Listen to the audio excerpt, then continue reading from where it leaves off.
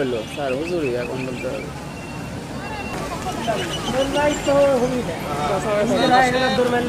জানেন যে আমাদের যাবো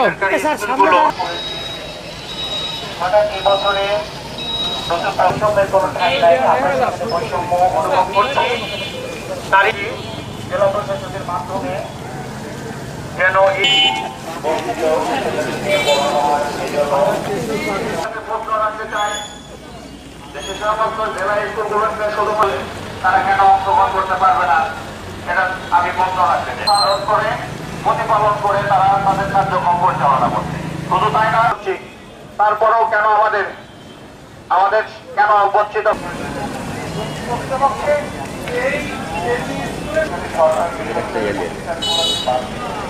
সরকার